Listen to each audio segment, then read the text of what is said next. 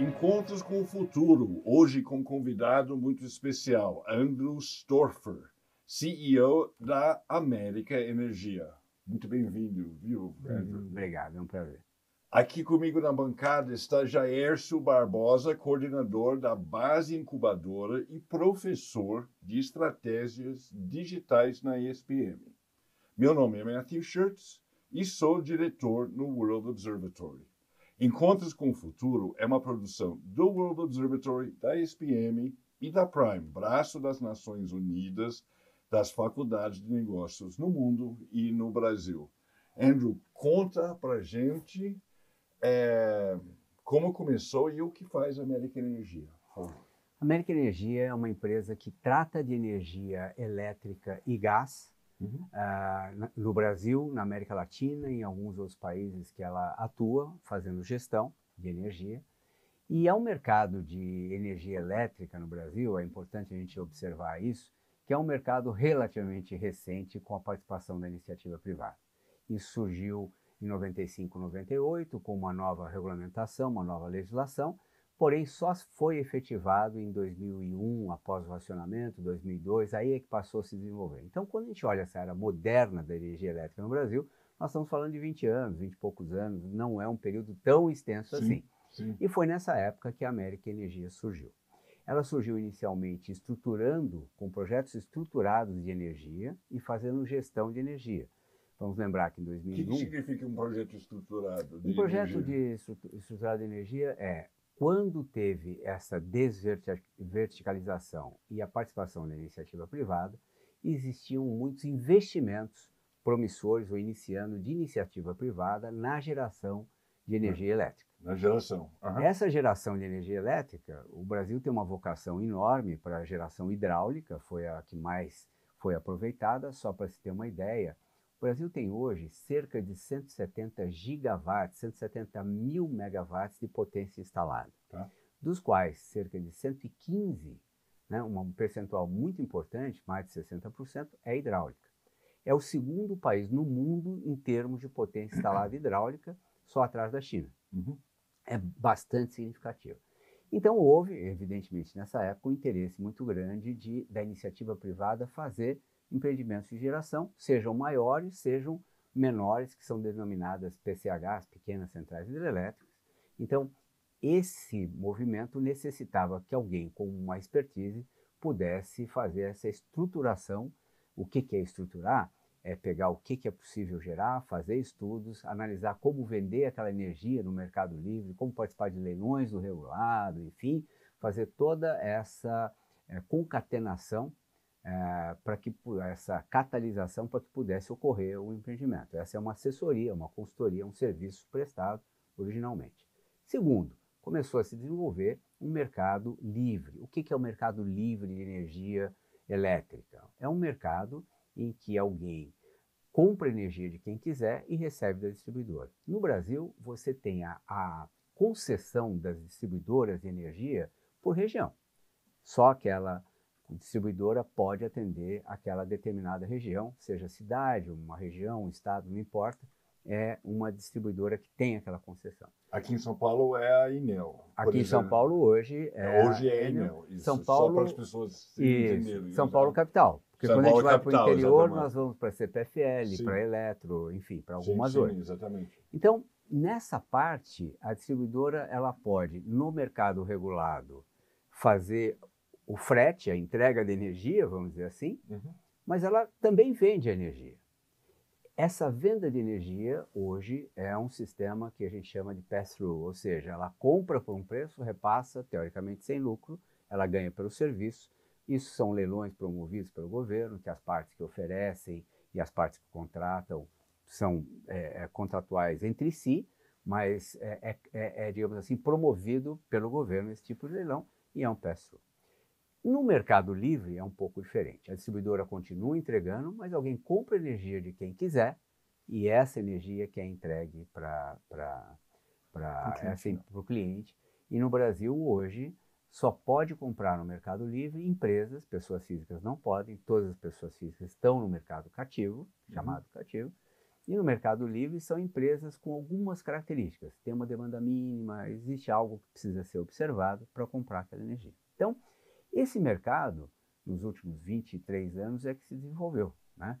Hoje nós temos aí milhares de clientes, pessoas jurídicas. A indústria, por exemplo, ela tem mais de 75%, 80%, claro que depende da indústria, no Mercado Livre. Você tem várias outras empresas de comércio, prestação de serviço ou a parte de agricultura também no Mercado Livre, comprando energia e sendo entregue pela distribuidora. Pessoas físicas e outras empresas, pequenos negócios, não, são hoje obrigatórios. Embora se tenha uma legislação em andamento, existe um processo em andamento para que se libere o Mercado Livre paulatinamente, cada vez mais, inclusive para pessoas físicas, como é o caso do celular, né? Antigamente, vamos lembrar, telefonia, quem é mais novo não lembra, Mas eu lembro.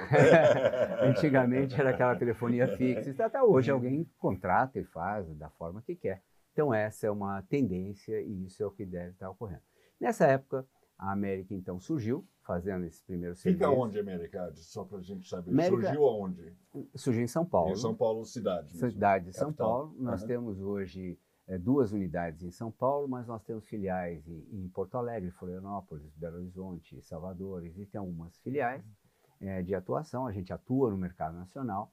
Nós atuamos também na parte de gestão, porque nessa época os consumidores precisavam e precisam, e vão precisar de uma consultoria, de um suporte muito especializado para saber o seguinte: eu quero comprar no Mercado Livre, por exemplo. Que é mais barato. Que é mais barato. Só para todo mundo saber. Para todo mundo saber, a economia que se consegue, em média, no Mercado Livre é em torno de 30%. Em alguns casos 20%, em alguns casos 40%, enfim, mas 30% é um número bem calibrado, é uma economia muito relevante.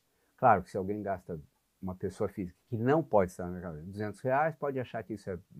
Mas para uma empresa isso faz uma diferença. E eletrointensivos, então, é vida ou morte. Esse é o ponto. Então, essa parte de consultoria, de quem comprar, quando, porque tem os momentos, existe uma oscilação de preço no Mercado Livre, né?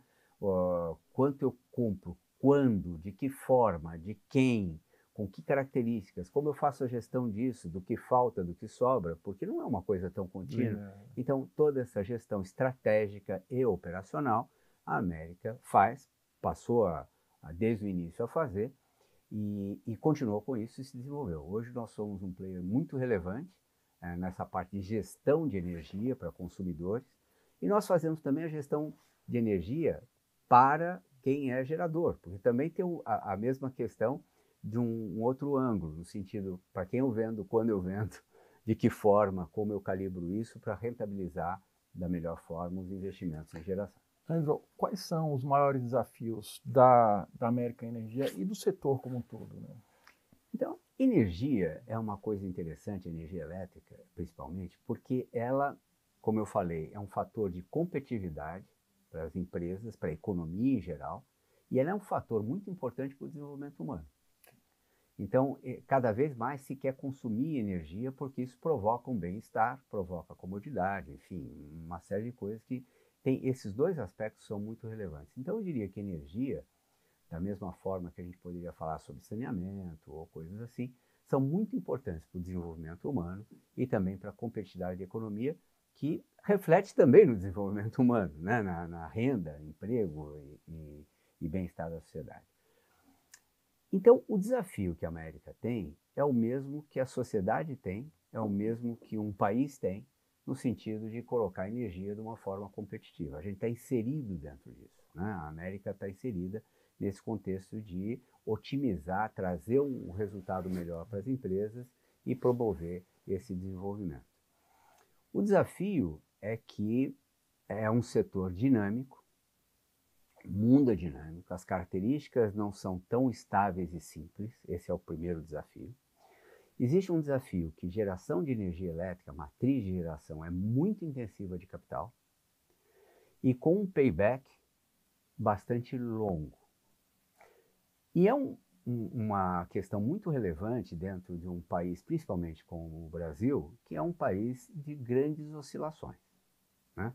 O Brasil ele tem uma economia que às vezes ele cresce ou se retrai, e a energia elétrica tem uma ligação direta com isso. Existe uma curva entre o que é crescimento de PIB, por exemplo, e consumo de energia. Então, ele é afetado por isso. Então, imagina oscilações disso, oscilações de preço. Como eu falei, nós temos no Brasil uma geração, uma matriz muito limpa. Só para você ter uma ideia, se fala muito no mundo sobre essa questão de ESG, na parte de preocupação com o meio ambiente e tudo mais. O Brasil, ele tem 84% da sua matriz de geração de fontes limpas. Hidráulica, eólica, solar. Ele tem muito pouco de carvão, de nucleares, enfim, que nuclear hoje já estão começando a enxergar de uma outra forma na Europa, pela necessidade de energia, não é tão ruim assim, né? Então, enfim, isso é um pouco dinâmico. Mas o Brasil tem muito pouca geração a óleo ou carvão, fontes mais poluidoras, né? Só que isso, ou seja, até a Alemanha, para dar um exemplo, ela gostaria daqui a 20 anos ser o que o Brasil é hoje. Sim, Nosso desafio... Está lutando para isso faz um tempinho já. Um bom tempo, né? Eu recentemente fui palestrante, agora, mês passado, em Denver, no Colorado, teve um encontro mundial de energia e eu observava o seguinte: nosso desafio no Brasil não é a gente limpar a matriz, substituir fontes, é manter a limpeza que nós temos. Esse é o desafio que nós temos, né? E como é que faz isso? É com solar? É com eólica? Então, ou é com mais PCH? Infelizmente, o elétron não é todo igual como a gente imagina naquela fonte de produção, né?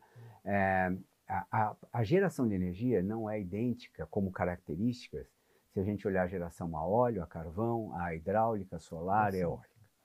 Eu vou dar um exemplo que fica até fácil de perceber uma das características. Uma usina hidrelétrica, ela tem um pequeno reservatório, ou grande, não importa, ela consegue absorver flutuações de vazão durante algum tempo. Essa flutuação era absorvida no passado de forma plurianual, tipicamente 5 anos, se conseguia absorver grandes ondas. Só que, quando a gente olhar em 2001, por exemplo, que foi o que eu citei quando teve o racionamento, 87%, vamos arredondar, quase 90% da nossa geração era hidráulica. Então, existia uma característica, primeiro isso, de absorver oscilações. Hoje, nós temos com essa geração em torno de 60%. 63%, mas vamos arredondar, 60%. O que significa isso? Essas outras fontes limpas que entraram, solar ou eólica, são fontes importantes e são limpas, mas elas têm uma característica de intermitência. Quando tem vento, gera, quando não tem, não gera, quando tem sol, gera, quando não tem, não gera, gera com solar na parte da tarde ou no meio da manhã, mas não gera à noite, e assim por diante. Como essa flutuação é absorvida? Você precisa ter uma reserva para poder atender isso, né? Então isso sobrecarrega ainda mais aqueles reservatórios, que o pulmão, que podia absorver talvez 3, 4 ou 5 anos, passou a absorver 1 ou 2, e olhe lá. E, de repente, hoje, até de forma diária. Você hoje tem flutuações de energia, para de ventar e cai ali 5 GB de geração que sai, e você precisa suprir de alguma forma. E tem muita gente que considera que isso suja a matriz, porque em alguns momentos você tem que disparar térmicas a óleo, por exemplo, porque não tem o que fazer para atender aquela demanda. Então, o assunto não é tão simples quanto às vezes se coloca, e alguém fala assim, não é tudo igual. Tanto que isso é o motivo de quando o governo promove leilões de compra de energia para as distribuidoras, ele fala, eu vou comprar um pouquinho de hidráulica, um pouquinho de solar, um pouquinho de eólica, um pouquinho de gás ou nuclear. E alguém se espanta, porque fala, como é que compra por R$100 de uma fonte e compra 200 de outra? Puxa, compra da mais barata. Mas não é assim, porque as características são diferentes. Eu dei o exemplo de reservatórios, ou digamos assim, de garantia de atendimento, mas tem outros, de ponta, rampa. Existem serviços ancilares. Tem baterias hoje em dia, não tem? Está começando, pelo menos lá fora. E até na Amazônia tem uma empresa que faz. Tem. Você tem... baterias é um tema interessante. Tem crescido. A gente tem na América, depois eu falo um pouquinho das empresas, e a gente também tem atuação com base na infraestrutura, mas a parte de baterias ainda são caras. Sim. tem uma durabilidade, uma duração daquela bateria não tão extensa assim. São algumas horas, né? É isso? Não, eu digo de longevidade. Quer dizer, Tá duram bom, 10 ok. anos ou Tá 15, depois tem que jogar fora, Sim. tem um problema do resíduo. Assim, energia e energia elétrica envolvendo todas essas características não é tão simples, como eu digo, quanto pode parecer, né? Uhum. São temas que, se a gente vai aprofundando, a gente nota que não é uma equação tão simples. Se a gente juntar, voltando só à questão dos desafios, para não perder esse fio da meada, né? Nós temos grandes investimentos, paybacks longos. O que são paybacks longos? Em geração, são 9 ou 10 anos de payback, né? De retorno do investimento. E muito intensivo de capital. Os números estão por aí, não adianta a gente falar de bilhões ou milhões, etc., mas são números muito relevantes, pode acreditar, em termos de investimento, não são investimentos pequenos, com paybacks longos com essas oscilações. E aí você tem um problema de contratos legados, porque existe um modelo em andamento, esse modelo com contratações, essas contratações do governo, por exemplo, desses leilões que foram promovidos, que as distribuidoras compram e passam, são contratações de 20, 30 anos. Então, quem se estruturou para vender por 20 ou 30 anos, com investimento e um payback, financiamento e tudo que envolve aquilo, riscos e etc., ele tem que ser respeitado naquele contrato. E alguém chega e fala, tá, mas de repente eu preciso mudar isso daí. Sim, mas tem um custo, quem paga esse custo? Então essa é uma discussão no setor. Por exemplo, se você quer mudar o modelo, e deve se mudar, qual é o custo de se mudar? Primeiro ponto. Não é fácil entender, levantar e objetivar qual é esse custo. Em segundo lugar, quem paga por isso? Se for uma política de Estado, seria o contribuinte. Se for uma política setorial, é o consumidor. E aí essa discussão vai longe porque isso provoca inflação, provoca aumento de custos e etc. Mas tem que ser respeitado por uma questão até de legalidade. Um outro fator é quanto tempo para essa transição? Então a gente não pode fazer de imediato, porque o custo é absurdo, é difícil. Tá, quanto? 10, 15 anos? O que vai ser daqui a 10, 15 anos? Não tenho ideia. Basta a gente olhar 10, 15 anos para trás. Outro dia, numa palestra, eu coloquei isso, né? Eu dei esse exemplo, a história da Bela Adormecida. Todo mundo conhece, né? Enfim, foi envenenada, dormiu 100 anos. O que acontece depois de 100 anos? Ela é acordada por um beijo, por um príncipe a cavalo, eles se casam, moram num castelo, com carruagens, nada mudou em 100 anos. Sim. Experimenta dormir 10 e acordar e falar, me passa um fax ou me manda um... Eu não lembrava que era 100 anos.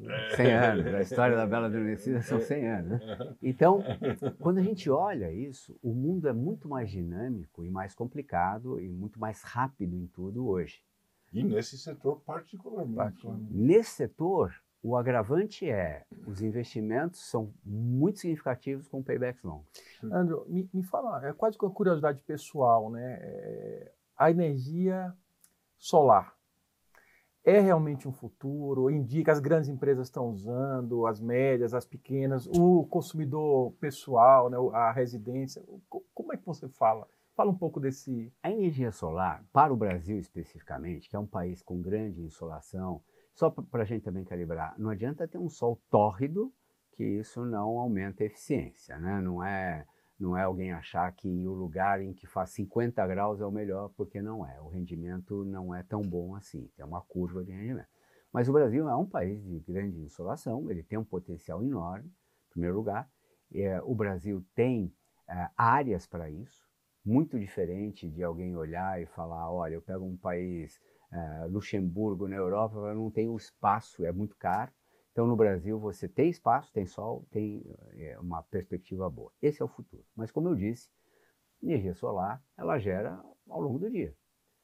E o restante? Como é que se equilibra isso? Bom, tem baterias, tem reservatórios, tem óleo, enfim, tem outras fontes, gás que vai ter que ser usado para equilibrar. Então essa equação tem que ser montada. Mas das perspectivas que o Brasil tem, a gente fala de hidrogênio, fala de eólicas offshore, que são no mar e tal, mas solar tem uma perspectiva muito boa. deve ser um avanço tanto em termos de geração centralizada quanto em termos de geração distribuída. Qual a diferença? A geração centralizada é aquela que alguém faz uma planta, 100, 200, 300 megawatts de potência instalada, não importa, 1 giga, e distribui, vende, enfim, tanto no mercado livre ou em leilões, seja o que for. A geração distribuída são pequenas instalações menores, 1, 2, 3 megas, 5 megas de potência instalada, megawatts, e isso, então, ou é uma geração compartilhada por alguns, ou é alguém que faz, ou até em menor escala, aquela que alguém põe na sua casa, no seu telhado, na sua empresa, enfim, em algum lugar, que é bastante comum, e isso tem crescido muito. Ontem, só uma curiosidade, ontem veio aqui o diretor da Associação Paulista de Supermercados. Uhum. E ele diz que a energia solar para os grandes supermercados, sobretudo do interior de São Paulo, do estado, já cobriram muitos com energia solar e é uma fonte de renda significativa para os supermercados. Eu não sei quanto, não saberia dizer, mas que não só eles usam a eletricidade, mas como vendem. Isso. E essa venda, como é um setor com margens pequenas, essa venda não é significativa. É significativa, muda um pouco o negócio, o modelo de negócio. Então, mas vamos extrapolar, esse é um ponto, eu queria colocar dentro dessa equação uma outra questão que vai ficar claro a importância de como o setor precisa ser equilibrado. Sim. Imagina que todo mundo, alguém chegue para uma distribuidora e fala, eu instalei solar. No meu supermercado. No meu supermercado ou na minha casa, não importa, tá. E fala assim, eu não preciso de você mais, porque eu sou autossuficiente. Aí a distribuidora fala, ótimo, então até logo. Não, eu quero um contrato pelo seguinte, tem horas que não tem, eu posso ter um problema, ele fala, não tem problema, então eu vou fazer um contrato, eu estou hipoteticamente falando, sim. em que cada megawatt-hora que eu te fornecer, que hoje talvez esteja em torno de 700, 800 reais, eu vou cobrar 10 mil dólares. Eu falo, como? Eu falo, não, entenda o meu ponto de vista.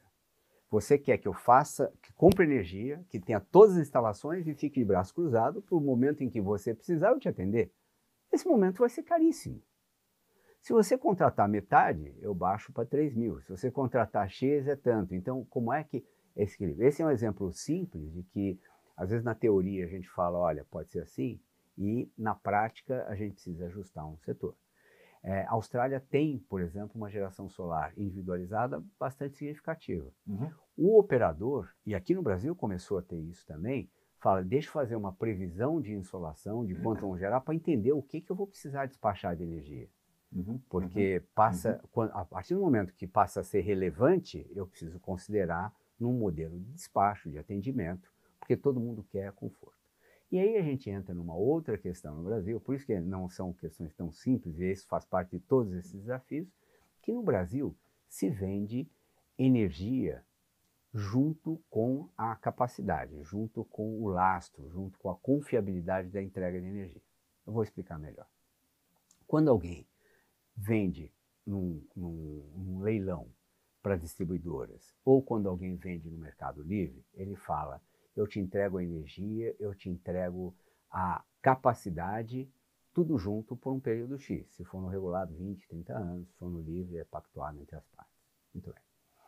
Eu vou dar um exemplo de uma fábrica de latinhas, que fica mais claro, talvez, para quem nos assiste a entender o processo. Imagine que alguém fale o seguinte, eu quero uma fábrica de latinhas que me entregue latinhas, eu vou colocar água, refrigerante, suco, cerveja, não importa o que nas latinhas, mas você me entrega 1 milhão de latinhas por ano por 20 anos. Alguém faz bida, faz um processo e constrói a fábrica e vai entregar 1 milhão de latinhas. Vai precisar de 1 milhão de latinhas? Para quê? Quando? Não sei. Então, qual é a lógica da separação dessa confiabilidade de ter latinhas e a entrega da latinha em si, que é a energia? Fala, olha, você constrói a fábrica. Eu pago por isso. Agora, quantas latinhas a gente regula cada ano? Você vai contratar pessoas, comprar matéria-prima, fazer, dependendo do que a gente acertar. Não precisa ser por 20 ou 30 anos, pode ser 2 ou 3 ou 1. Né? Isso é essa separação entre lastro ou confiabilidade ou capacidade e a energia em si.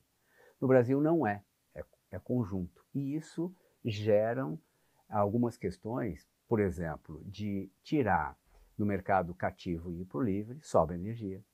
Alguém que faz a geração distribuída e tira também aquela energia, ele fala, o que eu faço com isso? Eu preciso liquidar isso de uma forma. Então, isso está no radar, precisa ser melhor equacionado. De novo, existem contratos legados, significativos, paybacks longos. Então, não é uma questão que parece, estuda aí e resolve de forma tão simples, né? Mas são questões e são desafios para o setor de energia. O que a América proporciona, inclusive, para os seus clientes, em termos de gestão, de consumidores e de geradores, no mercado livre, e a gente faz também gestão, no caso de mercado cativo, principalmente geração distribuída e tudo mais, o que fazer com esses desafios, quais são os cenários, como se preparar, como comprar energia, como vender energia, como estruturar um empreendimento. Essa é a essência dessa parte de consultoria. A América tem também uma outra subsidiária integral, que é uma trading. A gente faz compra e venda de energia no mercado livre, contratos de compra e venda no mercado livre.